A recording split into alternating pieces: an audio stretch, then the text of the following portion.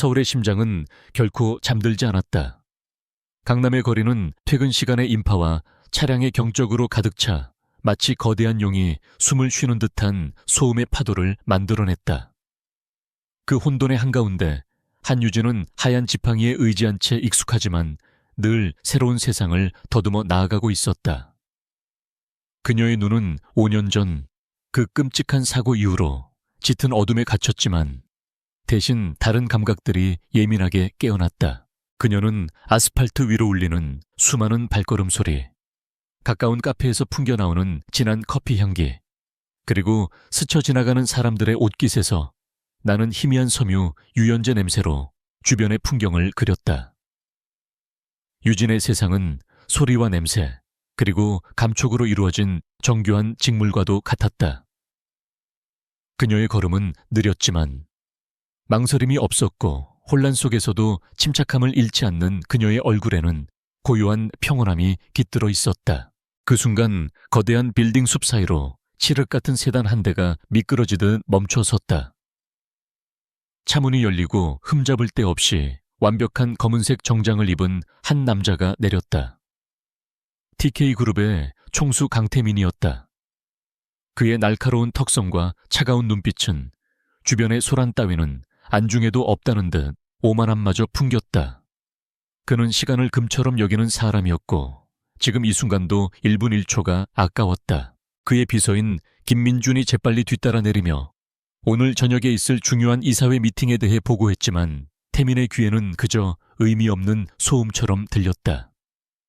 그의 모든 신경은 오직 자신의 목표, 그리고 그 목표를 향해 나아가는 길에 놓인 장애물들을 치워버리는 데에만 집중되어 있었다.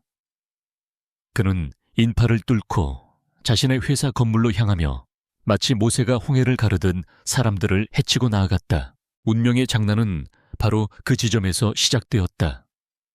갑자기 인파의 흐름이 거칠어지며 누군가 유진의 어깨를 강하게 밀쳤다. 그녀는 순간 균형을 잃고 휘청거렸고 손에 쥐고 있던 하얀 지팡이를 놓치고 말았다. 필사적으로 무언가를 잡으려 허공에 손을 휘젓던 그녀의 몸이 앞으로 기울어지며 단단하고 거대한 벽과 같은 무언가에 부딪혔다. 쿵 하는 소리와 함께 그녀는 바닥에 주저앉았다. 태민은 자신의 앞을 가로막은 예상치 못한 장애물에 미간을 찌푸렸다.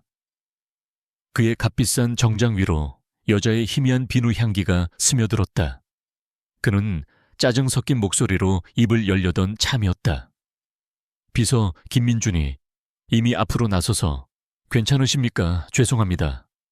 저희 대표님께서 바쁘셔서 라며 상황을 수습하려 했다. 유진은 당황스러움과 약간의 통증에 얼굴을 붉히며 더듬더듬 자신의 지팡이를 찾으려 했다. 죄송합니다. 정말 죄송합니다. 제가 앞을 보지 못해서. 그녀의 목소리는 떨리고 있었지만 그 안에는 변명이나 동정을 구하는 기색 없이 오직 진심 어린 사과만이 담겨 있었다. 태민은 그저 시간을 낭비하게 만든 이 귀찮은 상황을 빨리 끝내고 싶었다. 그는 지갑을 꺼내 수표를 건네라고 비서에게 눈짓했다. 그의 세상에서 돈으로 해결되지 않는 문제는 거의 없었으니까. 하지만 그가 몸을 돌려 떠나려던 바로 그 순간 그의 시선이 바닥에 흩어진 여자의 소지품 사이에서 빛나는 무언가에 고정되었다. 주저앉은 유진의 목에서 흘러나온 작지만 영롱한 빛을 뿜어내는 옥 펜던트였다. 그것은 섬세하게 조각된 한 마리의 봉황 모양이었고 오랜 세월의 흔적을 간직한 듯 깊고 부드러운 녹색 빛을 띠고 있었다. 태민의 심장이 거대한 망치로 맞은 듯 쿵 하고 내려앉았다. 세상의 모든 소음이 거짓말처럼 사라졌다. 그의 눈에는 오직 그 봉황 옥 펜던트만이 보였다. 그것은 어머니의 것이었다. 5년 전 빗길 속에서 끔찍한 사고로 목숨을 잃으신 어머니가 평생 자신의 분신처럼 아끼던 바로 그 펜던트였다. 사고 현장에서 감쪽같이 사라져버려 그가 미친 듯이 찾아 헤맸던 어머니의 마지막 유품이었다. 태민의 차갑던 얼굴에서 모든 핏기가 가셨다. 그의 눈동자가 맹렬하게 흔들렸고 굳게 닫혀있던 기억의 수문이 터져 나오듯 과거의 고통스러운 장면들이 그의 머릿속을 스쳐 지나갔다. 빗소리 찌그러진 차체, 그리고 어머니의 마지막 모습. 이성을 잃은 그는 자신도 모르게 유진의 앞에 무릎을 꿇고 떨리는 손으로 펜던트를 향해 손을 뻗었다. 이걸 어디서 났지? 그의 목소리는 더 이상 차갑지 않았다.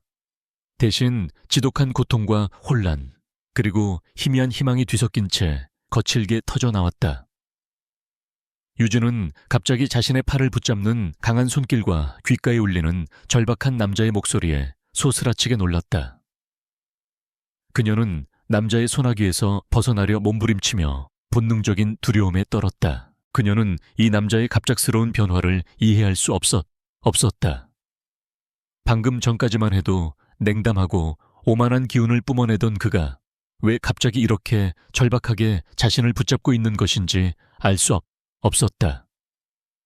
유진은 겁에 질린 목소리로 대답했다. 이건 저희 아버지가 남겨주신 유품이에요. 제발 놓아주세요. 그녀의 말은 태민의 귀에 닿지 않았다. 그는 오직 펜던트만을 뚫어져라 쳐다보고 있었다. 아버지의 유품 말도 안 돼. 이것은 분명히 강씨 가문에 대대로 내려오던 것이었고 어머니가 돌아가시기 전까지 단 한순간도 몸에서 뗀 적이 없었다. 태민의 머릿속은 수천 개의 의문으로 폭발할 것 같았다. 이 여자는 누구인가? 왜 그녀가 어머니의 펜던트를 가지고 있는가? 그녀가 그 사고와 관련이 있는 것인가? 수많은 질문들이 그를 집어삼켰다. 주변 사람들이 웅성거리기 시작했다. 강남 한복판에서 대기업 총수가 눈먼 여자의 팔을 붙잡고 있는 모습은 누가 봐도 이상한 광경이었다. 김 비서는 안절부절 못하며 태민을 말리려 했지만 그의 눈빛을 보고는 감히 끼어들 엄두를 내지 못했다. 지금의 강태민은 TK그룹의 냉철한 CEO가 아니라 과거의 상처에 사로잡힌 한 마리의 부상당한 짐승과도 같았다. 그는 결심했다. 이 여자를 놓칠 수 없었다. 이 여자가 바로 모든 비밀의 열쇠를 쥐고 있을지도 몰랐다. 그는 유진의 저항을 가볍게 제압하며 그녀를 일으켜 세웠다. 그의 목소리에는 더 이상 질문이 아닌 거부할 수 없는 명령의 무게가 실려 있었다. 나와 함께 가야겠다. 이 펜던트에 대해 할 얘기가 있으니. 유진은 공포에 질려 외쳤다. 싫어요. 당신이 누군데 저를 마음대로 데려가려는 거죠. 이거 놔요. 그녀의 비명은 주변의 소음에 묻혔다. 태민은 그녀의 외침을 무시한 채 그녀의 팔을 단단히 붙잡고 자신의 차를 향해 성큼성큼 걸어갔다. 김 비서가 재빨리 차 문을 열었고 태민은 거의 방황제로 유진을 차 뒷좌석에 밀어 넣었다. 차가운 가죽 시트의 감촉과 함께 문이 닫히는 육중한 소리가 들렸다. 순식간에 거리의 소음은 차단되었고 유진은 완벽한 정적과 낯선 남자의 향수 냄새 그리고 그의 거친 숨소리에 갇혔다. 그녀는 두려움에 몸을 떨며 차문 쪽으로 최대한 몸을 붙였다. 이 상황이 도무지 현실 같지 않았다. 그저 길을 걷다가 누군가와 부딪혔을 뿐인데 왜 자신이 이런 일을 당해야 하는지 이해할 수 없었다. 태민은 자신의 옆자리에 앉아 여전히 펜던트에서 눈을 떼지 못했다. 그의 머릿속은 혼란으로 가득했지만 한 가지는 분명했다. 그는 마침내 5년 동안 자신을 괴롭혀온 악몽의 실마리를 찾았다. 그리고 그 실마리를 손에 넣기 위해서라면 그는 무슨 짓이든 할 수 있었다. 그는 운전석에 김 비서에게 낮은 목소리로 명령했다. 모든 약속 취소해. 그리고 집으로 가. 차는 부드럽게 움직이기 시작했다. 유진은 창밖으로 빠르게 스쳐 지나갈 도시의 풍경을 볼 수 없었지만 심장이 철렁 내려앉는 것을 느꼈다. 그녀는 알 수 없는 목적지를 향해 알 수 없는 남자에게 이끌려가고 있었다. 그녀의 목에 걸린 봉황 옥 펜던트는 차가운 감촉으로 그녀의 불안한 심장 박동을 느끼고 있었다. 그것은 아버지의 사랑이 담긴 유품이었지만 오늘 이 순간부터 그것은 위험한 비밀과 집착의 상징이 되어버렸다. 차가 달리는 동안 차 안에는 무거운 침묵만이 흘렀다. 한유진은 고급스러운 가죽 시트에 차가운 감촉을 느끼며 최대한 몸을 웅크렸다. 그녀의 세상은 완전한 어둠이었지만 지금 그녀를 감싼 어둠은 평소와 달랐다. 그것은 낯선 남자의 분노와 집착, 그리고 알 수 없는 미래에 대한 공포로 얼룩져 있었다. 그녀는 남자의 거친 숨소리와 간간히 들려오는 그의 손가락이 운전대를 신경질적으로 두드리는 소리에 온 신경을 집중했다. 강태민은 혼란스러운 감정의 소용돌이 속에서 허우적거리고 있었다. 그는 힐끗 옆자리의 여자를 쳐다보았다. 창백한 얼굴과 굳게 담은 입술 공포에 질려 가늘게 떨리는 어깨. 하지만 그 연약해 보이는 모습 속에서도 무너지지 않으려는 강한 의지가 느껴졌다. 그의 시선은 다시 그녀의 목에 걸린 봉황, 옥 펜던트로 향했다. 그 작은 옥 조각이 그의 잊고 있던 과거를 송두리째 흔들고 있었다. 얼마나 지났을까? 차가 부드럽게 멈추고 이내 위로 솟구치는 느낌이 들었다. 고속 엘리베이터였다. 유진은 기압의 변화로 귀가 먹먹해지는 것을 느끼며 건물의 엄청난 높이를 짐작했다. 잠시 후 띵 하는 소리와 함께 문이 열리고 태민은 다시 그녀의 팔을 붙잡아 밖으로 이끌었다. 그녀의 발밑으로 차갑고 매끄러운 대리석의 감촉이 전해졌다. 그들이 들어선 곳은 거대하고 텅 빈 공간이었다. 유진의 발걸음 소리가 공허하게 울려 퍼졌고 공기는 어떤 삶의 흔적도 느껴지지 않을 만큼 서늘하고 정제되어 있었다. 희미한 방향제 냄새만이 이곳이 누군가의 생활 공간임을 알려줄 뿐이었다. 이곳은 집이라기보다는 잘 꾸며진 거대한 상자, 혹은 그녀가 느낀 그대로 금으로 만들어진 차가운 새장과도 같았다. 태민은 그녀를 이끌어 푹신한 벨벳 소파에 앉혔다. 길 위에서의 격정적인 모습은 온데간데 없었고 그는 다시 얼음처럼 차갑고 냉정한 TK 그룹의 총수로 돌아와 있었다. 그 냉정함이 유진을 더욱 두렵게 만들었다. 그는 어떤 위로나 설명도 없이 곧바로 본론으로 들어갔다. 그의 목소리는 감정 없이 날카로웠고 마치 취조하는 형사와도 같았다. 그 펜던트 다시 묻지. 어디서 난 거지? 그의 질문은 얼음 송곳처럼 유진의 심장을 파고들었다. 그녀는 두려움에 떨면서도 고개를 꼿꼿이 세웠다. 이대로 일방적으로 당하고만 있을 수는 없었다. 그녀의 목소리는 떨렸지만 그 안에는 분명한 저항의 의지가 담겨 있었다. 제가 왜 당신의 질문에 대답해야 하죠?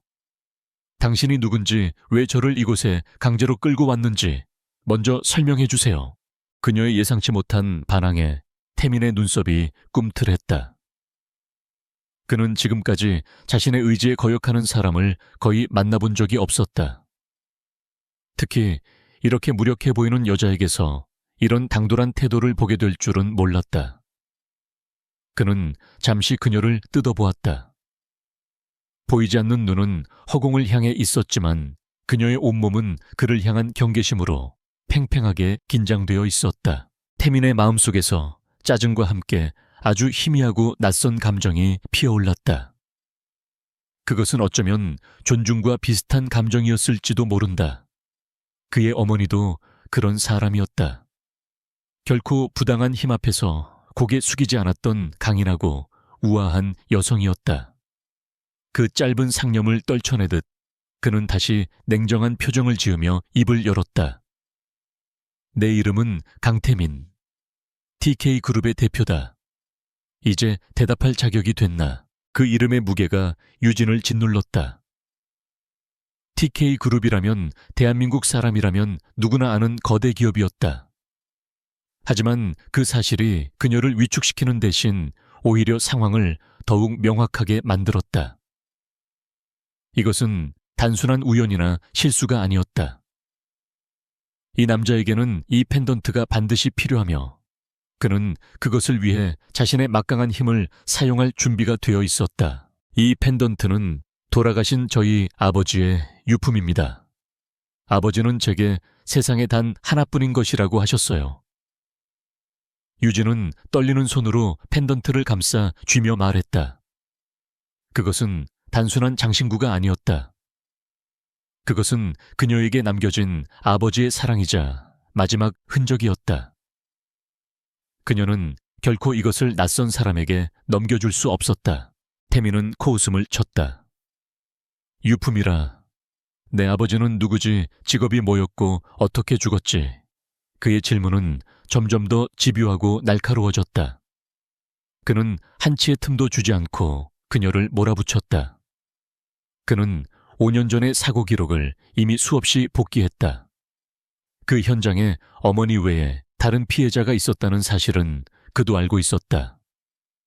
하지만 그저 불운한 사고의 희생자라고만 생각했을 뿐 그들이 이런 식으로 연결되어 있을 줄은 꿈에도 몰랐다. 유진은 입술을 깨물었다. 아버지에 대한 기억을, 특히 그 끔찍했던 마지막 날의 기억을 이런 식으로 파헤치고 싶지 않았다. 제 아버지는 옥을 조각하는 장인이셨어요. 그리고 5년 전 교통사고로 돌아가셨습니다. 제가 시력을 잃은 것도 바로 그 사고 때문이었고요. 그녀의 목소리는 끝으로 갈수록 가늘게 잠겨들었다. 5년 전 교통사고. 태민의 심장이 다시 차갑게 내려앉았다. 모든 조각들이 기분 나쁘게 맞아 들어가고 있었다. 그 사고 자세히 말해봐. 언제 어디서 일어난 사고였지. 그의 목소리에는 이제 참을성 없는 재촉이 묻어났다. 그는 진실의 코앞까지 다가왔다는 예감에 숨이 가빠졌다. 하지만 유진은 더 이상 대답하지 않았다. 대신 그녀는 단호하게 고개를 저었다. 더 이상은 말할 수 없어요. 이것은 제 개인적인 아픔이고 당신에게 설명할 의무는 없어요. 저를 집으로 보내주세요. 그녀의 단호한 태도에 태민은 결국 인내심을 잃고 말았다. 그는 자리에서 일어나 그녀의 앞에 서서 그림자를 들이우며 위압적으로 말했다. 착각하지 마. 넌 지금 내 허락 없이는 이 집에서 한 발짝도 나갈 수 없어. 갈 수 없어. 그 펜던트는 원래 내 어머니의 것이었고 그 사고 현장에서 사라졌지. 네가 진실을 말할 때까지 넌 이곳에 머물게 될 거다. 그의 말은 차가운 사형 선고처럼 들렸다. 유진은 절망감에 숨이 막혔다. 그녀는 이제 이 남자의 소나귀에 완전히 갇혀버린 것이다. 태민은 더 이상 그녀에게서 원하는 답을 얻을 수 없다는 것을 깨달았다. 그는 돌아서서 방을 나가려다 잠시 멈춰 섰다. 그 펜던트, 내 아버지가 만들었다고 했나? 그의 질문에 유진은 작게 고개를 끄덕였다. 네, 아버지는 평생 봉황을 조각하셨어요. 어머니를 위한 것이라고 하셨죠. 그 순간 태민의 머릿속에 잊고 있던 어머니의 목소리가 울려 퍼졌다. 태민아, 이 봉황은 엄마의 수호신이란다. 아주 특별한 분이 엄마를 위해 만들어주신 세상에 단 하나뿐인 보물이야. 어머니의 행복해하시던 미소. 태민은 주먹을 불끈 쥐었다. 어머니가 말했던 특별한 분이 바로 이 여자의 아버지였을까? 두 분은 어떤 관계였을까? 그는 복잡한 심경을 뒤로하고 결국 방을 나섰다. 육중한 문이 닫히는 소리가 유진의 귀에 절망적으로 울렸다. 잠시 후 나이든 여성의 목소리가 들렸다.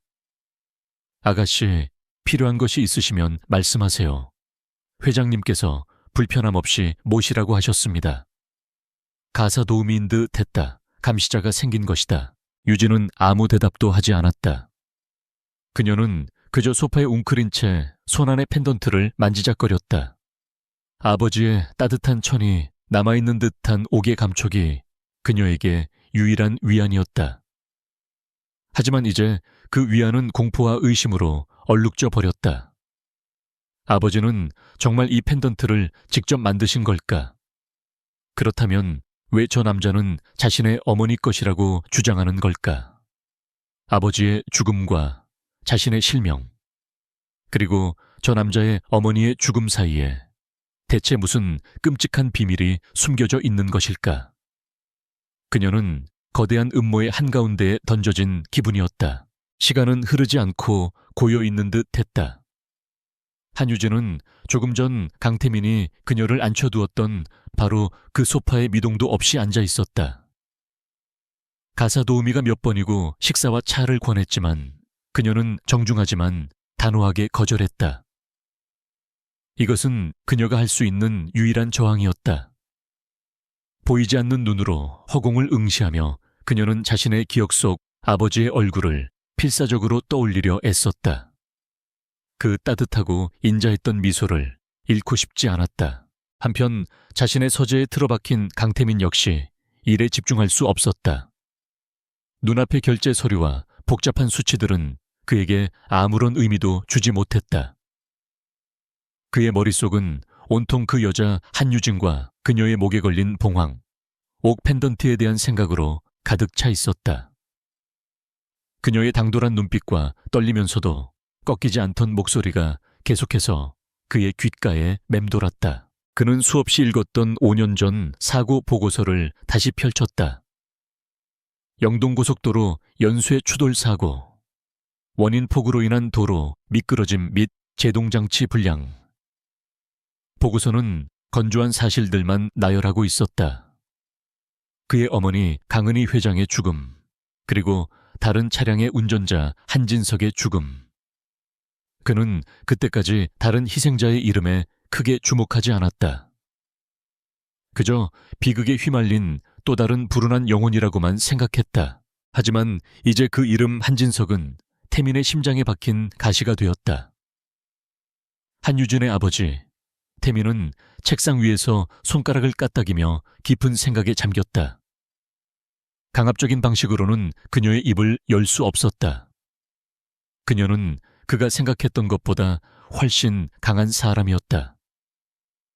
그는 다른 방법을 써야만 했다. 그는 자리에서 일어나 서재를 나섰다. 이번에는 분노나 집착이 아닌 차가운 계산과 아주 희미한 호기심을 품고서였다. 태민이 거실로 돌아왔을 때 유진은 여전히 같은 자세로 앉아 있었다. 그는 잠시 멀리서 그녀를 바라보았다. 어둠 속에서도 꼿꼿함을 잃지 않으려는 모습이 위태로우면서도 강인해 보였다. 그는 주방으로 가 차가운 물 한 잔을 들고 그녀에게 다가갔다. 그리고 그녀의 옆이 아닌 맞은편 소파에 조용히 앉았다. 아무것도 먹지 않았다고 들었다. 최소한 물이라도 마셔. 그의 목소리는 여전히 딱딱했지만 이전의 날카로운 적에는 조금 누그러져 있었다. 유진은 그의 기척에 움찔했지만 대답하지 않았다. 태민은 그녀의 침묵에 익숙하다는 듯 말을 이었다. 그는 자신의 이야기를 먼저 꺼내기로 결심했다. 그것이 그녀의 마음을 열 수 있는 유일한 열쇠일지도 몰랐다. 그 펜던트는 저희 어머니가 살아계실 때 단 한순간도 몸에서 떼지 않으셨던 물건이다.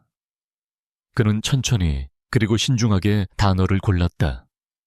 어머니는 늘 그것이 자신을 지켜주는 수호신이라고 말씀하셨지.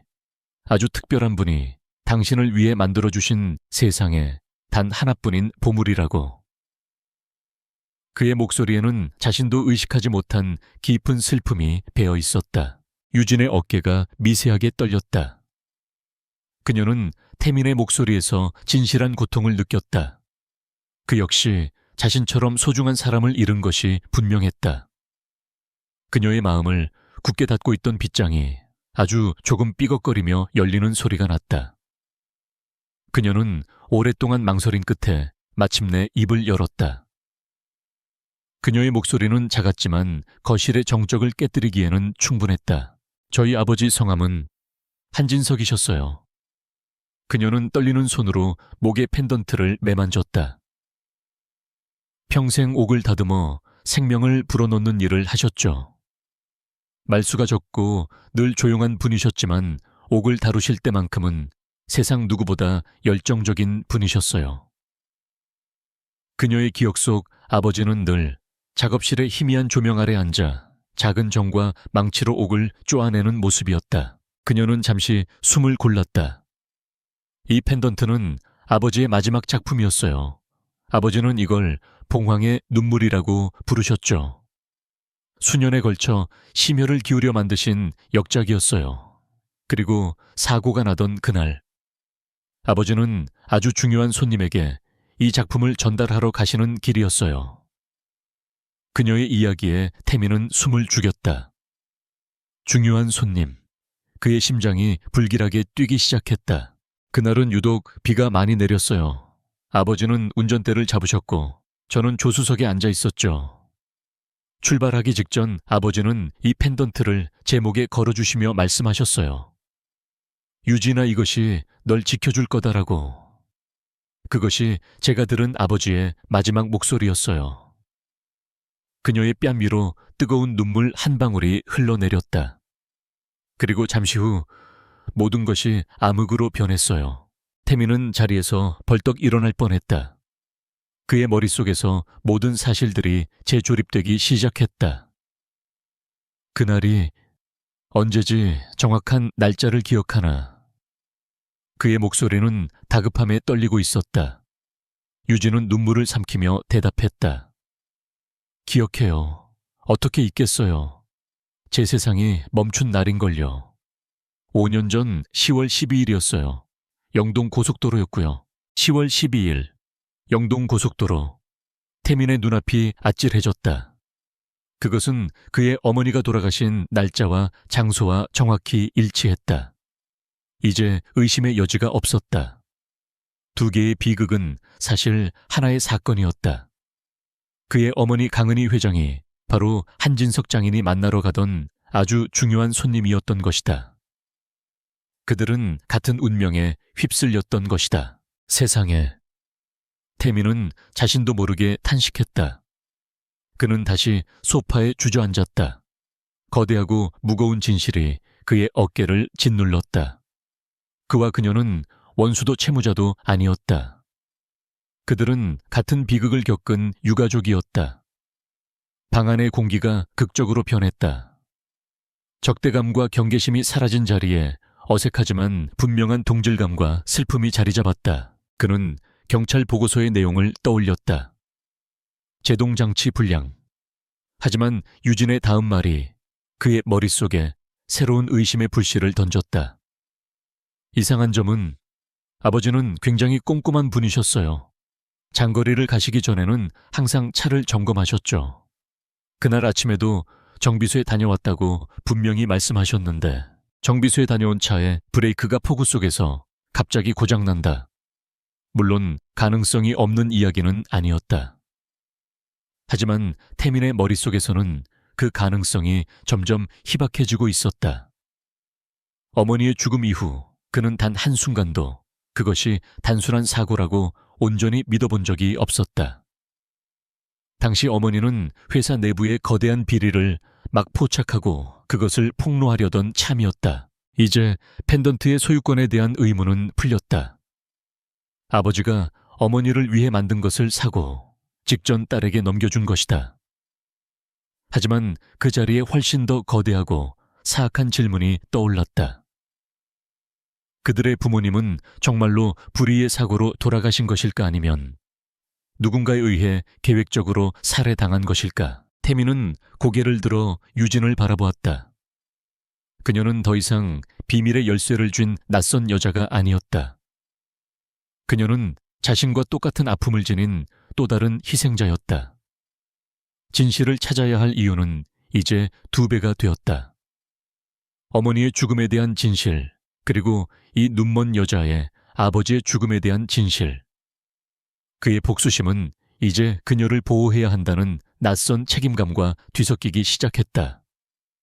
그들은 이제 같은 배를 탄 운명이었다. 진실이 수면 위로 떠오른 다음 날. 아침 펜트하우스의 공기는 미묘하게 변해 있었다. 어색한 긴장감은 여전했지만 그 안에는 더 이상 적이가 아닌 위태로운 동맹의 기운이 감돌았다. 강태민은 한유진을 더 이상 거실 소파에 방치하지 않았다. 그는 가사 도우미를 시켜 그녀를 햇살이 잘 드는 아늑한 게스트룸으로 안내하게 했다. 비록 감금이라는 상황은 변하지 않았지만 최소한의 존중을 표한 것이었다. 유진은 따뜻한 침대 시트에 감촉과 창문을 통해 스며드는 희미한 온기를 느끼며 밤새 뒤척였던 몸을 일으켰다. 그녀는 이제 자신이 거대한 폭풍의 눈 한가운데에 있다는 것을 알았다. 두려웠지만 동시에 이상한 안도감을 느꼈다. 지난 5년간 그녀를 짓눌러왔던 아버지의 죽음에 대한 의문과 슬픔을 함께 나눌 사람이 비록 그가 자신을 납치한 남자일지라도 생겼다는 사실 때문이었다. 같은 시각 강태민은 자신의 집무실에서 비서 김민준에게 은밀하고 신속한 지시를 내리고 있었다. 5년 전 10월 12일 영동고속도로 사고 관련 자료 전부 찾아 경찰 보고서, 보험 청구 기록, 사망자 병원 기록까지. 그리고 가장 중요한 것, 당시 사망한 한진석 씨의 차량 정비 기록, 그가 그날 아침에 들렀다는 정비소를 찾아내 절대 비밀리에 진행해. 누구도 알아서는 안 돼. 김민주는 태민의 굳은 표정과 단호한 목소리에서 사안의 중대함을 즉시 파악했다. 그는 아무것도 묻지 않고 고개를 숙였다. 알겠습니다, 대표님. 충성스러운 그림자처럼 그는 태민의 가장 날카로운 칼이자 가장 튼튼한 방패였다. 그가 집무실을 나서자마자 보이지 않는 정보전쟁의 서막이 올랐다. 한편 TK그룹의 또 다른 권력의 축인 최진우 전무의 사무실에도 긴장감이 감돌았다.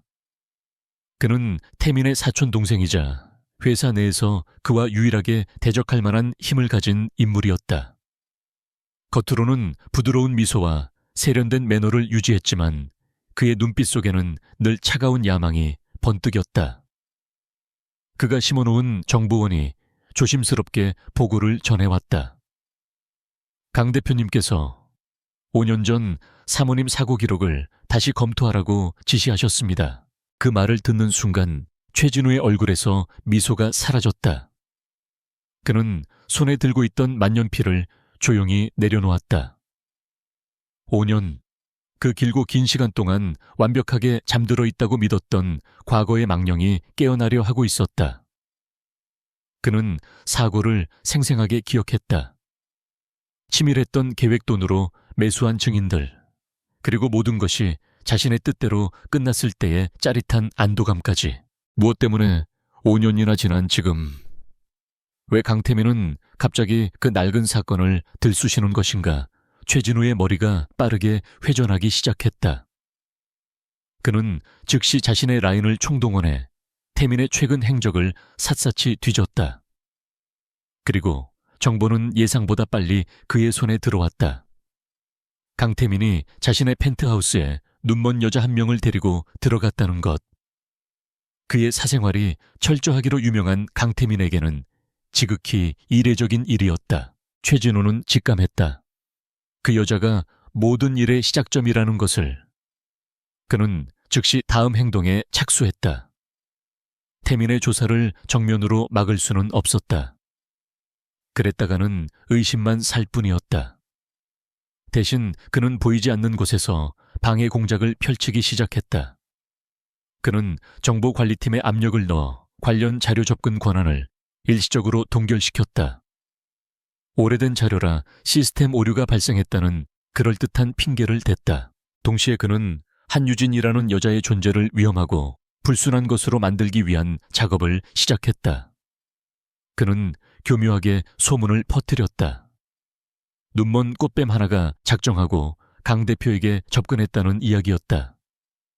죽은 강은희 회장의 펜던트 모조품을 만들어 그의 슬픔을 이용해 한 몫 단단히 챙기려는 사기꾼이라는 악의적인 소문이 TK그룹의 상류층과 태민의 저택 사용인들 사이에 은밀하게 퍼져나갔다. 펜트하우스 안에서도 그 변화는 감지되었다. 유진은 예민한 청각으로 가사 도우미들의 목소리 톤이 미묘하게 변한 것을 느꼈다. 이전의 조심스러운 친절함 대신 어딘가 경계하고 멸시하는 듯한 기운이 섞여 있었다.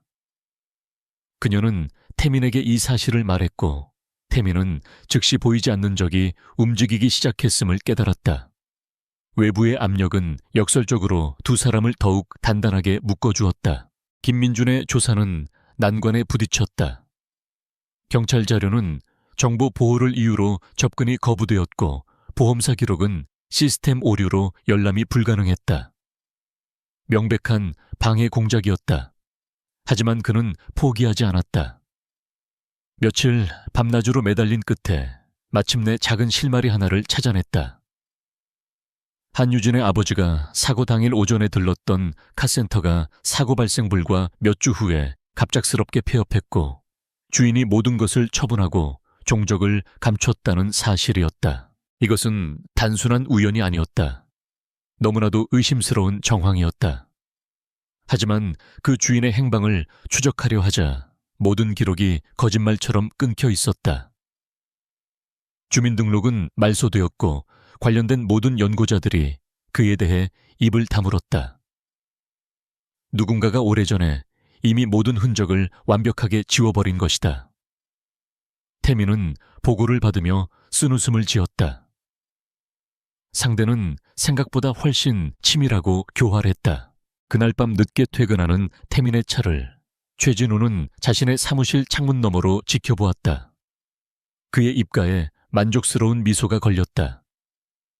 그는 자신의 방어벽이 성공적으로 작동하고 있다고 믿었다. 그는 태민이 곧 지쳐서 포기할 것이고 그 눈먼 여자는 곧 그의 인생에서 치워질 것이라고 확신했다. 그는 자신이 여전히 게임의 승자라고 생각했다. 하지만 차 안에서 태민은 김민준에게 전화를 걸고 있었다. 그의 목소리는 그 어느 때보다 차갑고 단호했다. 김비서 이제부터 공식적인 경로는 포기한다. 사람을 써. 뒷골목에 쥐새끼들이라도 좋으니 돈으로 모든 정보를 사들여. 5년 전 그 카센터 주인을 찾아내. 살았든 죽었든 반드시 그 그림자라도 찾아내야겠어. 전쟁은 이제 시작이었다. 어둠 속에서 보이지 않는 칼들이 서로의 목을 겨누기 시작했다. 비밀스러운 조사가 물밑에서 진행되는 동안 세상의 꼭대기에 위치한 펜트하우스는 외부의 소란과 단절된 고요한 섬이 되었다. 강태민과 한유진은 각자의 방식으로 이 고립된 시간을 견뎌내고 있었다.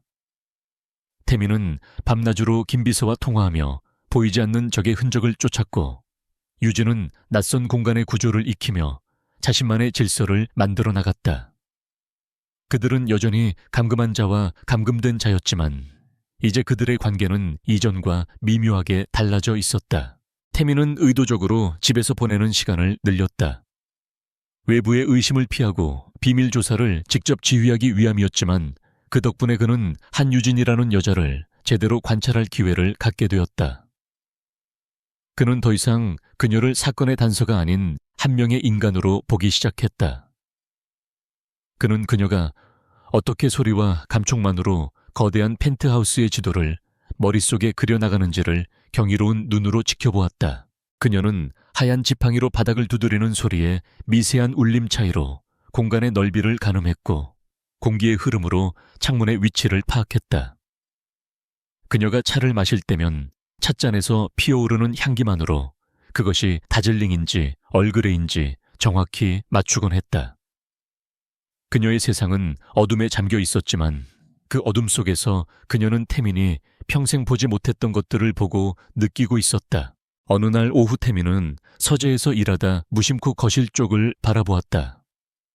유진이 가사도우미에게 부탁해 얻은 찰흙 덩어리를 조용히 매만지고 있었다. 그녀의 손가락은 마치 살아있는 생물처럼 흙 위를 오가며 형태를 빚어냈다. 눈으로 확인하지 않았지만 그녀의 손은 완벽한 균형과 섬세한 곡선을 만들어내고 있었다. 잠시 후 그녀의 손 안에서 날개를 막 펴려는 작은 새 한 마리가 탄생했다. 태민은 자신도 모르게 숨을 죽였다. 이 차갑고 생명력 없는 공간 속에서 그녀는 무에서 유를 창조해내고 있었다. 그녀의 실명이 그녀의 재능이나 삶에 대한 의지를 조금도 꺾지 못했다는 사실이 그에게 강렬한 인상을 남겼다. 그는 처음으로 그녀의 연약함이 아닌 그 안에 숨겨진 강인한 아름다움을 보았다. 그의 마음속에 단단하게 자리 잡고 있던 얼음벽에 또 하나의 균열이 생기는 순간이었다. 그날 저녁 태민은 처음으로 그녀와 식탁에 마주 앉았다. 늘 혼자서 하던 식사였다. 처음에는 어색한 침묵 속에서 식기 소리만이 울려 퍼졌다. 침묵을 깬 것은 태민이었다. 그는 무심한 척 물었다. 좋아하는 음악이라도 있나? 유진은 그의 예상치 못한 질문에 놀랐지만 이내 작은 목소리로 대답했다. 쇼팽을 좋아해요. 특히 녹턴. 아버지께서 자주 들려주셨거든요. 그날 밤 펜트하우스에는 처음으로 쇼팽의 녹턴이 울려 퍼졌다. 그들은 사건에 대해서는 한마디도 하지 않았다. 대신 음악과 음식 그리고 비극이 닥치기 전에 행복했던 부모님에 대한 기억들을 조심스럽게 나누었다. 유진은 아버지의 작업실에서 나던 흙냄새에 대해 이야기했고 태민은 어머니가 구워주시던 쿠키의 달콤한 맛에 대해 이야기했다. 그들은 서로의 상처를 보았고 그 상처 아래에 숨겨진 인간적인 모습을 발견했다. 유진 역시 태민이라는 남자를 다른 시각으로 보기 시작했다. 그녀는 그의 목소리에 깃든 깊은 피로감을 들었고 수화기 너머로 조사를 독려하는 그의 목소리에서 어머니를 향한 절절한 그리움을 느꼈다. 그의 냉정함은 타고난 성정이 아니라 너무 이른 나이에 너무 많은 것을 짊어져야 했던 남자가 자신을 보호하기 위해 두른 갑옷과도 같았다. 그녀의 마음속에서 두려움이 있던 자리에 조금씩 연민과 이해가 싹트기 시작했다. 변화의 결정적인 순간은 어느 늦은 밤에 찾아왔다. 유진은 5년 전에 끔찍한 사고에 대한 악몽을 꾸다 비명을 지르며 잠에서 깼다. 빗소리 타이어가 미끄러지는 굉음, 그리고 아버지의 마지막 외침이 생생하게 귓가를 맴돌았다. 그녀는 식은땀에 젖은 채 침대 위에서 몸을 떨었다. 바로 그때 방문이 벌컥 열리고 태민이 뛰어들어왔다. 무서운 일이야. 그의 목소리에는 날카로운 걱정이 묻어 있었다. 그는 어둠 속에서 떨고 있는 그녀의 모습을 보고는 잠시 망설이다이내 침대 곁으로 다가왔다. 그는 차갑고 권위적인 CEO가 아니었다. 그는 그저 겁에 질린 한 사람을 걱정하는 남자일 뿐이었다. 그는 서툴게 그녀의 어깨를 감싸 안았다. 괜찮아, 괜찮아, 그냥 꿈이야. 그의 낮고 차분한 목소리와 단단한 팔이 그녀를 감싸자 유진의 거친 호흡이 조금씩 잦아들었다. 그녀는 그의 품에서 어색함이나 위협 대신 예상치 못한 따뜻함과 안정감을 느꼈다. 태민은 그녀가 진정될 때까지 말없이 그녀의 등을 토닥여 주었다. 그는 이 순간 자신의 감정이 변화하고 있음을 깨달았다. 이 여자를 지켜주고 싶었다. 아버지의 복수를 해주는 것을 넘어 그녀의 삶에서 어둠과 공포를 걷어내 주고 싶었다. 다음 날 아침 그들은 말없이 거실에 앉아 클래식 음악을 들었다. 더 이상 어색한 침묵이 아니었다.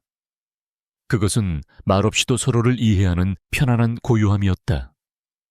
비극의 한가운데서 두 개의 외로운 영혼 사이에 아주 가늘고 투명한 신뢰의 끈이 생겨나고 있었다. 금빛 세장은 더 이상 감옥이 아니었다. 그것은 바깥 세상의 폭풍우를 피할 수 있는 두 사람만의 위태로운 안식처가 되어가고 있었다. 펜트하우스 안에서의 시간이 길어질수록 한유진은 창살 없는 감옥에 갇힌 새처럼 답답함을 느꼈다. 강태민과의 관계는 이전에 비해 편안해졌지만 세상과 단절된 삶은 그녀의 영혼을 갉아먹고 있었다. 그녀는 며칠을 망설인 끝에 조심스럽게 태민에게 부탁했다. 오랜 친구를 만나고 싶어요. 아주 잠깐이면 돼요. 바깥 공기를 쐬고 싶어요. 태민은 즉시 거절하려다 입을 다물었다. 그는 그녀의 창백한 얼굴과 희미하게 드리워진 그늘을 보았다. 그녀를 보호한다는 명목으로 또 다른 상처를 주고 있다는 사실을 깨달았다. 그는 잠시 고민한 끝에 엄격한 조건을 내걸고 그녀의 외출을 허락했다. 내 차와 운전기사를 이용해. 그리고 내 경호원 2명이 멀리서 뒤따를 거다. 이건 협상이 아니야, 통보야. 그는 비상용 전화기 하나를 그녀의 손에 쥐어주었다. 그 전화기에는 오직 자신의 번호 하나만이 저장되어 있었다. 아주 작은 이상한 낌새라도 느껴지면 즉시 전화해. 그의 목소리에는 그녀를 향한 걱정과 보이지 않는 적에 대한 극도의 경계심이 뒤섞여 있었다. 유진은 그의 과잉 보호가 부담스러우면서도 그 안에 담긴 진심을 느껴 조용히 고개를 끄덕였다. 유진은 약속 장소인 조용한 카페에서 마침내 절친한 친구인 박서연을 만났다. 서연은 갑자기 연락이 끊겼던 유진을 보자마자 와락 껴안으며 울먹였다. 유진아, 무슨 일이 있었던 거야? 얼마나 걱정했는지 알아. 유진은 차마 모든 진실을 말할 수 없었다. 그녀는 그저 복잡한 집안 문제가 생겨 잠시 연락할 수 없었다고 얼버무렸다. 세호연은 유진의 모호한 설명에 미심쩍은 표정을 지었지만 더 이상 캐묻지 않았다.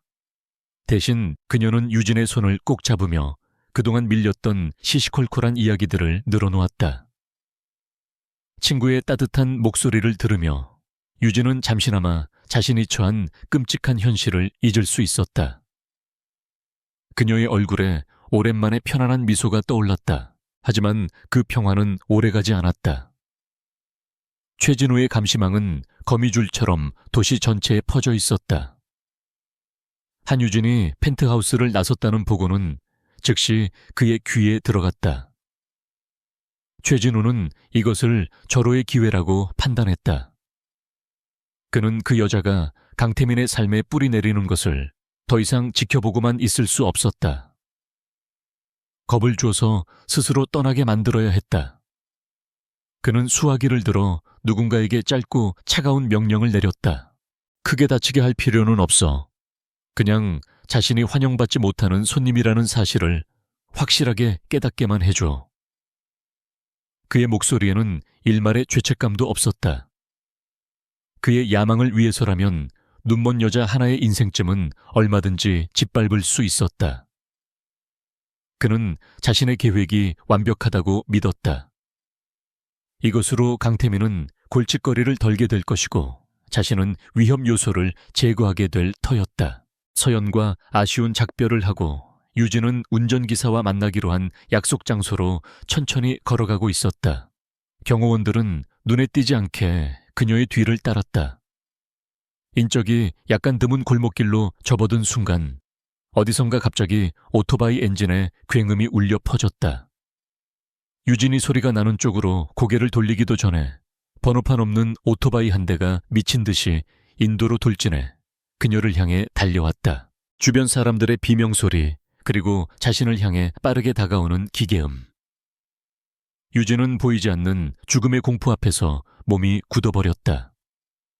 피할 수도 방어할 수도 없었다. 그녀는 눈을 질끈 감았다. 바로 그 순간 거대한 몸이 그녀를 덮치며 옆으로 굴렀다. 위험합니다. 경호원의 다급한 외침과 함께 그녀의 몸이 거친 아스팔트 바닥에 나뒹굴었다. 오토바이는 아슬아슬하게 그들을 비껴가 그대로 속도를 높여 골목길 저편으로 사라졌다. 경호원은 재빨리 일어나 귓속의 무정이에 다급하게 외쳤다. 코드 옐로우 목표 안전. 반복한다, 목표 안전. 그는 흙먼지를 뒤집어 쓴 채 떨고 있는 유진을 부축해 일으켰다. 그녀의 무릎과 팔꿈치에서는 피가 배어 나오고 있었다. 그 시각 강태민은 TK그룹의 중요한 이사회에 참석 중이었다. 그의 주머니 속 전화기가 짧게 진동했다. 경호팀장에게서 온 긴급보고 문자였다. 목표 피습, 경미한 부상, 안전 확보. 그 짧은 문장을 읽는 순간 태민의 얼굴에서 모든 감정이 사라지고 얼음처럼 차가운 분노만이 남았다. 그는 회의장을 가득 채운 임원들을 향해 아무런 설명도 없이 말했다. 회의는 이걸로 끝내지. 그는 경악하는 임원들을 뒤로하고 회의실을 나섰다. 그의 머릿속은 오직 하나의 생각으로 가득 찼다. 이것은 우연이 아니다. 이것은 명백한 경고이자 도발이다. 그리고 감히 그들이 그녀를 건드렸다. 그의 마음속에서 무언가가 완전히 끊어지는 소리가 났다. 지금까지가 숨바꼭질이었다면 이제부터는 전쟁이었다. 태미는 차를 몰아 약속된 장소로 미친 듯이 달려갔다. 그는 길가에 멈춰선 자신의 차와 그 안에서 창백하게 질린 채 앉아있는 유진을 발견했다. 그는 차에서 내려 그녀에게 다가갔다. 그녀의 팔꿈치에 묻은 핏자국을 보는 순간 그의 이성의 끈이 거의 끊어질 뻔했다. 그는 아무 말 없이 그녀를 차에서 부축해 자신의 차로 옮겨 태웠다. 그의 손길은 놀랄 만큼 부드러웠지만 그의 온몸에서는 살기 어린 분노가 뿜어져 나오고 있었다. 펜트하우스로 돌아오자마자 태미는 주치의를 호출했다. 의사가 유진의 상처를 치료하는 동안 그는 창가에 서서 도시의 야경을 내려다보며 조용히 맹세했다. 그는 더 이상 과거의 진실만을 좇지 않을 것이다. 그는 이제 그녀의 미래를 지킬 것이다.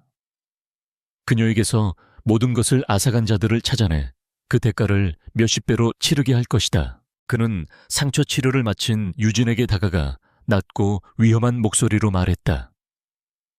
내가 약속하지. 이 짓을 한 놈들 반드시 내가 찾아내서 내 손으로 지옥을 보여줄 테니. 그의 목소리에는 흔들림 없는 결의가 담겨 있었다. 그리고 그날 밤 그는 김 비서에게 전화를 걸어 지시를 내렸다. 그의 지시는 지독할 만큼 단순하고 명료했다. 오토바이를 찾아, 운전자도 찾아, 돈이 얼마가 들든 무슨 수를 쓰든 상관없어. 내가 원하는 건 그놈의 이름이야. 오토바이 습격 사건 이후 펜트하우스는 폭풍전야의 고요함에 휩싸였다. 한유진은 경미한 상처보다 보이지 않는 위협이 주는 공포에 떨어야 했고 강태민은 그런 그녀를 그림자처럼 지키며 분노를 사겼다. 그의 내면에서 들끓는 복수심은 이제 그녀를 지키고자 하는 맹렬한 보호 본능과 뒤섞여 더욱 위험하고 강력한 힘을 발휘하기 시작했다. 그는 더 이상 수비적인 자세를 취하지 않았다. 이제는 사냥할 시간이었다. 강태민은 자신의 모든 권력과 재력을 총동원했다. 그의 지시 아래 김민준 비서는 TK그룹의 공식적인 조직이 아닌 어둠 속에서 움직이는 그의 사설 정보팀을 가동시켰다. 전직 국정원 요원부터 악명 높은 해커까지 각 분야의 전문가들로 구성된 이 팀은 돈으로 움직이는 현대판 사냥개들이었다. 그들의 첫 번째 목표는 유진을 공격한 오토바이와 그 운전자를 찾아내는 것이었다. 그들은 도시의 모든 CCTV 영상을 샅샅이 뒤졌다. 수백 수천 시간에 달하는 영상 속에서 번호판 없는 오토바이의 희미한 흔적을 집요하게 추적했다. 교통카메라 상점의 방범 카메라, 심지어 개인 차량의 블랙박스 영상까지 닥치는 대로 수집하고 분석했다. 강태민은 수십억의 자금이 소요되는 이 작업에 눈 하나 깜짝하지 않았다. 돈은 중요하지 않았다. 그는 결과를 원했다. 며칠간의 끈질긴 추적 끝에 마침내 돌파구가 열렸다. 뒷골목의 한 정보원이 CCTV 영상에 찍힌 오토바이의 희미한 커스텀 도색을 알아본 것이다. 그 정보원의 제보를 통해 정보팀은 마침내 운전자의 신원을 확보했다. 그는 돈 몇 푼에 무슨 짓이든 하는 삼류 양아치에 불과했다. 김민준의 팀은 그의 은신처를 급습해 저항할 틈도 주지 않고 그를 붙잡았다. 양아치는 처음에는 입을 다물고 버텼지만 자신이 상대하는 사람들이 경찰이나 평범한 조폭이 아니라는 사실을 깨닫는 데는 오랜 시간이 걸리지 않았다. 그는 결국 모든 것을 실토했다. 얼굴을 가린 정장 차림의 남자가 찾아와 현금 다발을 주며 그저 눈먼 여자를 겁만 주라고 지시했다는 것이었다. 그는 자신에게 일을 시킨 남자의 얼굴도 이름도 모른다고 했다. 결국 또다시 막다른 길에 부딪힌 것처럼 보였다. 최진우는 운전자가 잡혔다는 소식을 듣고 분노에 휩싸였다. 그는 꼬리가 잡히지 않도록 중간책을 이용했지만 강태민의 수사력이 자신의 예상을 뛰어넘는다는 사실에 불안감을 느꼈다. 그의 완벽했던 포커페이스에 미세한 균열이 가기 시작했다. 그는 부하 직원들에게 신경질적으로 소리를 질렀고 자신도 모르게 손톱을 물어뜯었다. 그의 불안감은 점점 커져만 갔다. 한편 오토바이 운전자를 쫓는 것은 사실상 연막 작전이었다. 태민의 진짜 목표는 5년 전 사건의 핵심 증인 사라진 자동차 정비공을 찾는 것이었다. 그의 비공식 조사팀은 전국 각지로 흩어져 이철민이라는 이름의 남자의 흔적을 쫓았다. 주민등록은 말소되었고 가족들은 모두 그와 연을 끊은 상태였다. 그는 말 그대로 세상에서 증발해버린 남자였다. 하지만 세상에 완벽한 증발은 없었다. 조사팀은 끈질긴 탐문 끝에 그가 이름을 바꾸고 남해의 외딴 섬마을에서 폐인처럼 살고 있다는 첩보를 입수했다. 그는 매일 술에 절어 살며 과거의 죄책감에 시달리고 있었다. 태민은 이 보고를 받자마자 직접 그를 만나러 가기로 결심했다. 그는 유진에게 곧 모든 것을 끝낼 실마리를 가지고 돌아오겠다고 약속하고 펜트하우스를 나섰다. 비리시한 바다 냄새가 진동하는 작은 포구의 허름한 선술집. 태민은 그곳에서 술에 취해 비틀거리는 이철민을 찾아냈다. 지난 5년의 세월과 알코올이 그의 얼굴을 망가뜨려 놓았지만 태민은 그가 찾는 사람이 맞다는 것을 한눈에 알 수 있었다. 김민준이 그의 앞을 막아서자 이철민은 겁에 질린 표정으로 뒷걸음질 쳤다. 누구쇼? 태민은 차가운 목소리로 그의 옛 이름을 불렀다. 이철민 씨, 5년 전 서초동에서 한빛 카센터를 운영하셨죠. 그 말에 이철민의 얼굴이 하얗게 질렸다. 그는 모든 것을 부정했지만 태민이 그의 과거 신상 정보와 가족들의 사진을 눈앞에 내밀자 결국 무너져 내렸다. 태민은 그에게 선택지를 주었다. 진실을 말하면 당신과 당신 가족의 안전을 보장해주지. 하지만 계속 입을 다문다면 당신을 고용한 자들이 당신을 먼저 찾아낼 거다. 결국 이철민은 수년간 자신을 짓눌러왔던 무거운 비밀을 토해내기 시작했다. 그는 눈물을 흘리며 5년 전 한 젊은 남자에게 거액의 돈을 받고 자동차 브레이크에 손을 댔다고 고백했다. 그는 그것이 사람을 죽이는 일이 될 줄은 몰랐다고 흐느꼈다. 태민은 그의 멱살을 잡고 마지막 질문을 던졌다. 그놈이 누구야? 이철민은 공포에 떨며 대답했다. 이름은 모릅니다. 하지만 아직 20대 초반으로 보이는 아주 젊은 놈이었어요. 비싼 옷을 입고 있었고 오만해 보였죠. 그리고 TK그룹 인턴 사원 배지를 달고 있었고 오른쪽 눈썹 위에 작은 흉터가 있었습니다. 그 말을 듣는 순간 태민의 머릿속에 번개가 내리쳤다. TK그룹 인턴, 오른쪽 눈썹 위 흉터. 그의 머릿속에 단 한 사람의 얼굴이 떠올랐다. 최진우. 어릴 적 사고로 눈썹 위에 흉터가 있었지만 몇 년 전 성형수술로 깨끗하게 지워버린 바로 그 최진우였다. 5년 전 그는 야망에 가득 찬 TK그룹의 인턴 사원이었다. 모든 조각이 맞춰졌다. 진실은 그가 상상했던 것보다 훨씬 더 추악하고 잔인했다. 태민은 어두운 밤바다를 바라보며 주먹을 불끈 쥐었다.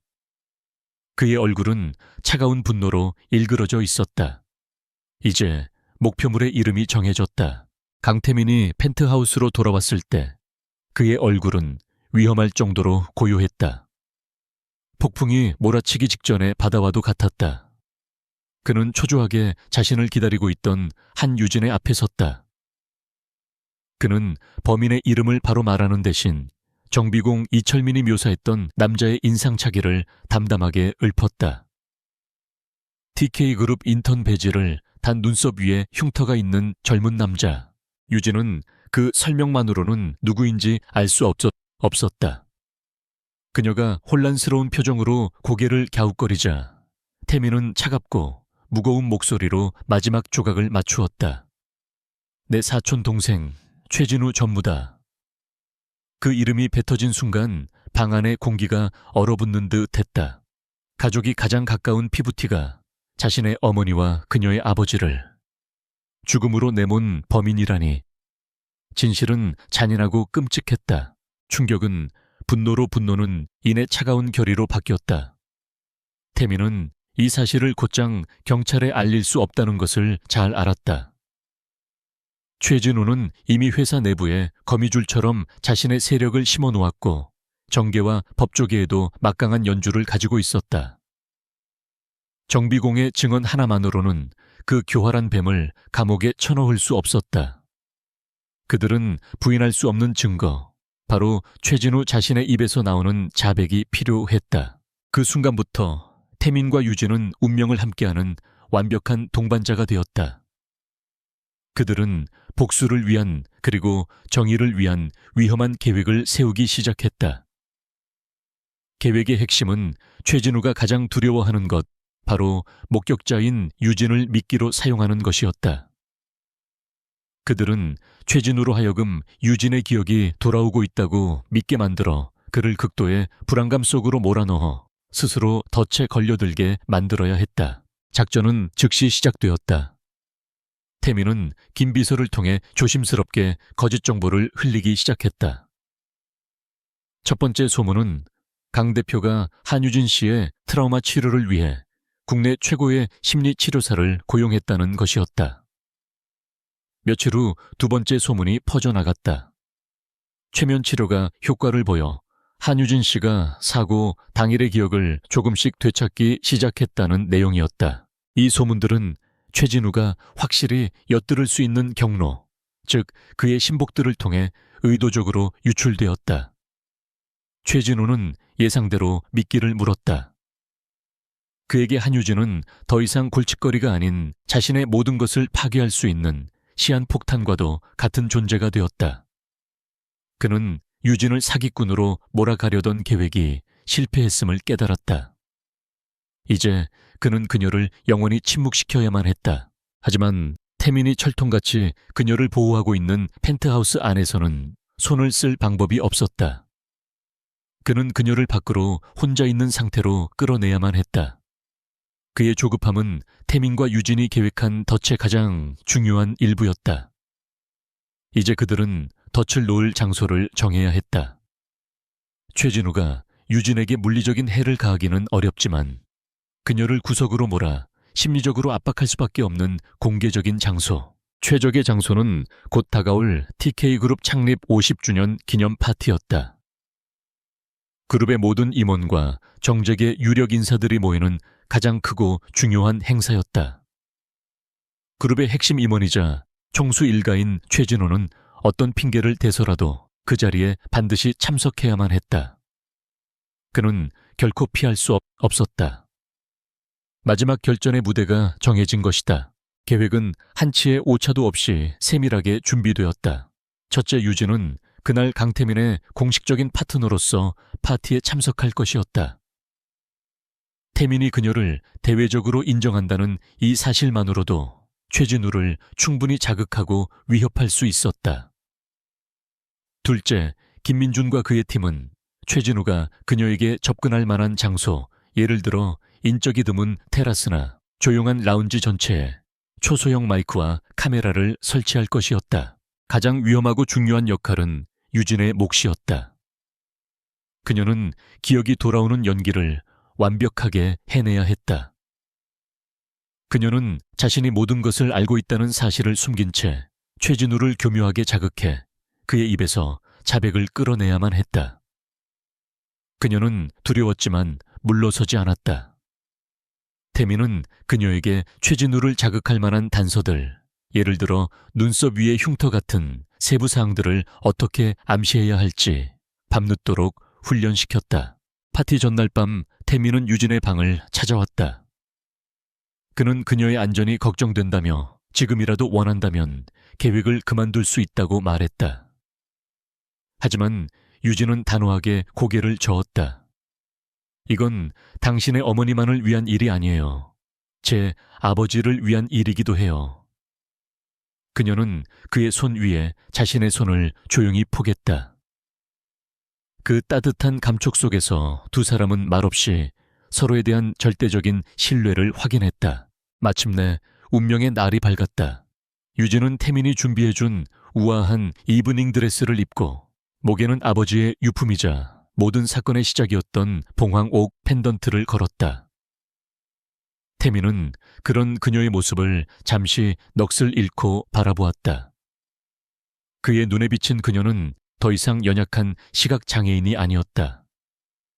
그녀는 세상 누구보다 아름답고 용감한 전사였다. 그가 그녀에게 팔을 내밀며 물었다. 준비됐나? 유진은 깊게 숨을 들이쉬고는 고개를 끄덕였다. 준비됐어요. 그들은 함께 펜트하우스를 나섰다. 사자의 소굴로 마지막 전투를 향해 모든 무대는 완벽하게 준비되었다. 이제 막이 오를 시간이었다. TK그룹 창립 50주년 기념 파티가 열리는 호텔 연회장은 대한민국의 권력을 한자리에 모아놓은 듯 화려하고 소란스러웠다. 눈부신 샹들리에 아래 최고급 정장과 드레스를 차려입은 사람들이 와인잔을 부딪히며 가식적인 미소를 나누고 있었다. 바로 그곳에 강태민과 한유진의 모습을 드러냈다. 그들의 등장은 잔잔한 호수에 던져진 돌멩이처럼 즉각적인 파문을 일으켰다. 단 한 번도 파트너를 동반한 적 없었던 강태민 대표가 아름답지만 정체를 알 수 없는 심지어 시각장애인인 여자와 함께 나타난 것이다. 사람들은 놀라움과 호기심이 뒤섞인 눈으로 그들을 쳐다보며 수군거렸다.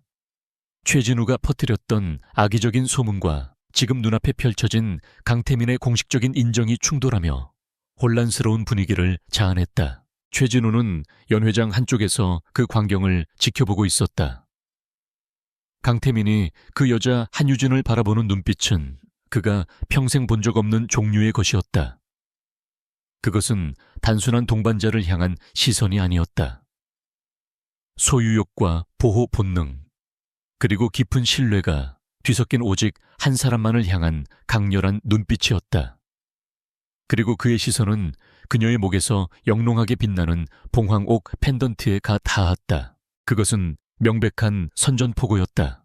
그녀의 기억이 돌아오고 있다는 소문과 이 공개적인 등장이 합쳐지자 최진우의 인내심은 한계에 다다랐다.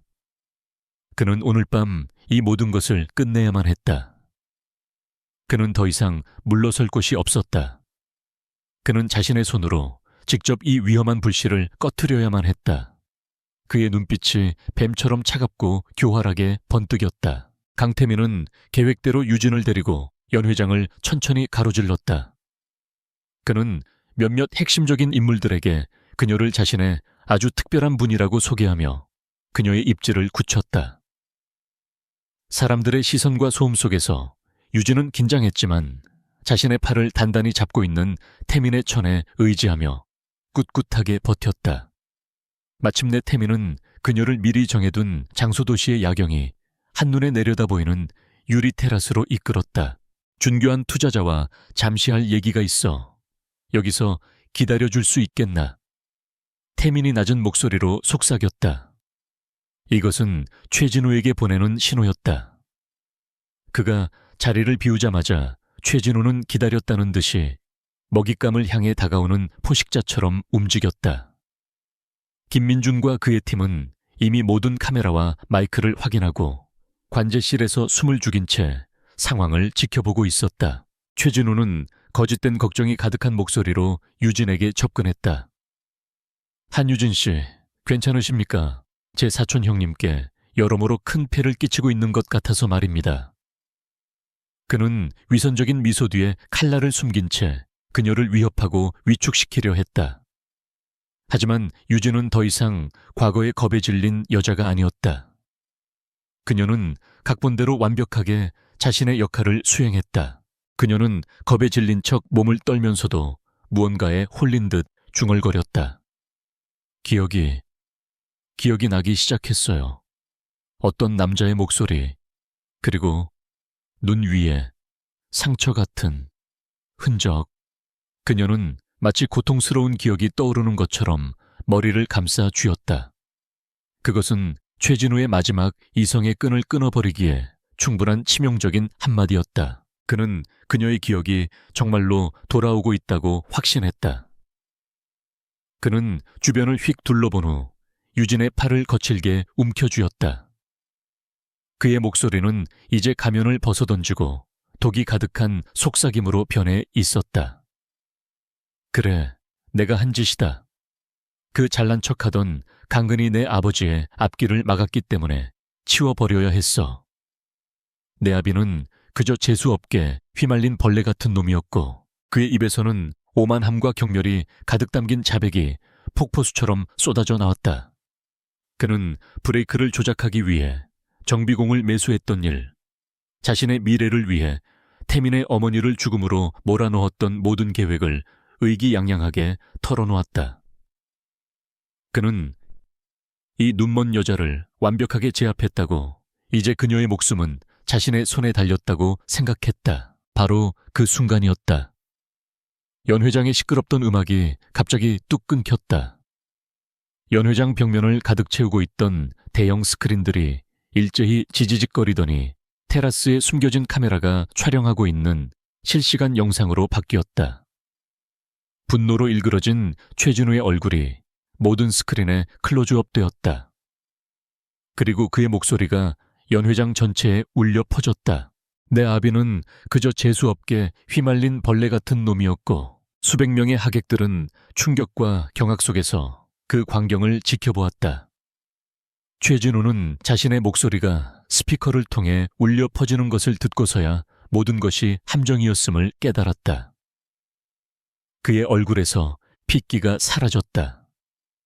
그가 멍하니 고개를 돌렸을 때 연회장 입구에 얼음처럼 차가운 표정의 강태민이 서 있는 것이 보였다. 김민준이 이끄는 보안 요원들이 이미 테라스를 향해 움직이고 있었다. 연회장은 사람들의 비명과 기자들의 카메라 플래시 소리 경악에 찬 탄식으로 순식간에 아수라장이 되었다. 거짓과 살인으로 쌓아 올린 최진우의 세계는 그 끔찍한 진실이 만천에 공개되는 단 몇 초 만에 산산조각 나버렸다. 보안 요원들이 넋이 나간 최진우를 체포했다. 강태민은 아수라장을 뚫고 오직 한 사람 한유진을 향해 걸어갔다. 그는 테라스에 도착해 모든 것을 끝낸 그녀의 손을 부드럽게 잡았다. 그리고 이 끔찍한 승리의 현장에서 그녀를 이끌고 조용히 빠져나왔다. 터져나오는 카메라 플래시와 사람들의 고함 소리가 배경처럼 멀어졌다. 악마는 마침내 가면이 벗겨지고 단죄되었다. 파티의 광란이 지나간 펜트하우스에는 깊고 평온한 정적이 내려앉았다. 도시의 불빛이 통유리창 너머로 아득하게 펼쳐져 있었지만 두 사람의 세상은 오직 이 고요한 공간 안에만 존재하는 듯했다. 길고 길었던 어둠의 밤이 마침내 끝났다. 강태민과 한유진은 소파에 나란히 앉아 말없이 서로의 온기를 나누었다. 더 이상 긴장이나 불안은 없었다. 모든 것을 함께 이겨낸 전우애와 그보다 더 깊고 따뜻한 감정이 그들을 감싸고 있었다. 최진우의 자백은 TK그룹과 대한민국 사회 전체를 뒤흔든 거대한 스캔들의 기폭제가 되었다. 그의 구속을 시작으로 과거 그의 아버지가 저질렀던 막대한 규모의 횡령과 비자금 조성이 만천에 드러났다. 최진우 부자가 그룹 내부에 심어놓았던 부패한 거미줄은 강태민의 칼날 아래 가차없이 잘려나갔다. 관련된 모든 공모자들이 법의 심판을 받았다. 언론은 연일 이 사건을 대서특필했다. 눈먼 장인의 딸과 냉혈한 재벌, 3세 5년 만에 파헤친 비극적 진실이라는 헤드라인이 신문 한 면을 장식했다. 세상은 그들의 이야기에 열광했다. 사람들은 오랜 시간 끝에 마침내 정의가 승리했다는 사실에 안도했고 비극으로 얽혔던 두 남녀의 운명적인 만남에 감동했다. 모든 소란이 어느 정도 가라앉은 맑은 가을날, 태민과 유진은 나란히 차를 타고 교회의 한적한 추모공원으로 향했다. 그들은 먼저 태민의 어머니 강은희 회장의 묘 앞에 섰다. 태민은 어머니의 사진을 부드럽게 닦으며 낮은 목소리로 유진을 소개했다. 어머니 인사드려요. 한유진 씨예요. 어머니의 정의를 그리고 제 삶의 빛을 되찾아준 사람입니다. 그 후 그들은 바로 옆에 잠들어 있는 유진의 아버지 한진석 장인의 묘로 발걸음을 옮겼다. 유진은 더듬더듬 비석에 새겨진 아버지의 이름을 어루만졌다. 그녀의 눈에서는 눈물이 흘렀지만 얼굴에는 슬픔 대신 평온한 미소가 번졌다. 아버지, 이제 다 끝났어요. 아버지의 명예는 지켜졌어요. 이제 편히 쉬세요. 태민은 그런 그녀의 어깨를 조용히 감싸 안았다. 과거의 망령들은 이제 그들을 놓아주었다. 과거를 완전히 정리하고 나서야 그들은 비로소 서로의 감정을 정면으로 마주할 수 있었다. 그날 밤 이제는 집처럼 느껴지는 펜트하우스 위에서 태민은 마지막 남은 얼음 갑옷을 완전히 벗어던졌다. 그는 유진의 두 손을 잡고 서툴지만 진심이 담긴 목소리로 고백했다. 처음엔 펜던트 때문에 당신에게 접근했어. 하지만 나는 당신과 사랑에 빠졌어, 유진 씨. 그는 말을 이었다. 당신의 눈이 아니라 당신의 영혼을 사랑해. 어떤 상황에서도 꺾이지 않는 당신의 강인함을, 차가운 세상 속에서도 온기를 잃지 않는 당신의 마음을 사랑해. 그의 고백에 유진은 조용히 미소 지었다. 그녀 역시 자신의 마음을 솔직하게 털어놓았다. 저도 처음엔 당신이 무서웠어요. 하지만 알게 됐죠. 그 차가운 가면 뒤에 얼마나 외롭고 상처받은 사람이 숨어 있는지. 그녀는 그의 뺨을 부드럽게 감쌌다. 저는 당신의 숨겨진 따뜻함을, 그리고 정의를 향한 흔들림 없는 의지를 사랑하게 됐어요. 그들의 사랑은 비극과 어둠 속에서 피어났지만 그래서 더욱 단단하고 진실했다. 그들은 서로의 상처를 보듬고 서로의 어둠을 밝혀주는 유일한 빛이 되었다. 태민은 부드럽게 그녀에게 입을 맞췄다. 그것은 길고 긴 싸움의 끝을 알리는, 그리고 새로운 시작을 약속하는 신성한 맹세와도 같았다. 며칠 후 태민은 그녀에게 세계 최고의 안과 전문의들과 상담한 결과를 조심스럽게 이야기했다. 그녀의 시력을 일부라도 되찾을 가능성이 있는 위험하지만 새로운 수술법이 있다는 것이었다. 하지만 그는 그녀의 손을 더욱 굳게 잡으며 말했다. 하지만 이건 전적으로 당신의 선택이야. 당신이 눈으로 세상을 보든 지금처럼 마음으로 보든 나에게는 아무것도 달라지지 않아. 당신은 이미 나에게 진정으로 중요한 것을 보는 법을 가르쳐 줬으니까. 1년 후 따스한 햇살이 쏟아지는 한적한 시골 저택의 정원. 한유진은 자신과 비슷한 처지의 시각장애 아동들에게 흙으로 도자기를 빚는 법을 가르치고 있었다. 그녀는 결국 수술을 받지 않았다. 대신 자신의 세상을 온전히 받아들이고 다른 이들에게 희망을 나누어주는 삶을 선택했다. 그녀의 얼굴에는 깊은 평화와 행복이 가득했다. 그때 익숙한 발걸음 소리와 함께 강태민이 그녀에게 다가왔다. 그는 더 이상 날카롭고 차가운 TK그룹의 총수가 아니었다. 그는 업무의 상당 부분을 전문 경영인에게 맡기고 유진과 함께하는 시간을 늘렸다. 그는 일과 삶의 균형, 그리고 진정한 행복을 찾았다.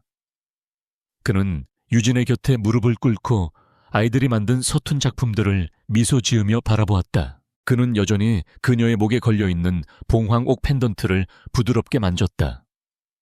그것은 더 이상 고통스러운 과거의 상징이 아니었다. 그것은 두 사람의 운명적인 만남과 영원한 사랑을 증명하는 아름다운 징표가 되었다. 유진이 그의 기척을 느끼고 고개를 돌리자 태민은 세상 가장 따뜻한 미소를 지으며 그녀의 입술에 짧게 입을 맞췄다. 두 사람은 함께 어둠을 이겨내고 스스로 빛나는 새로운 세상을 만들어냈다.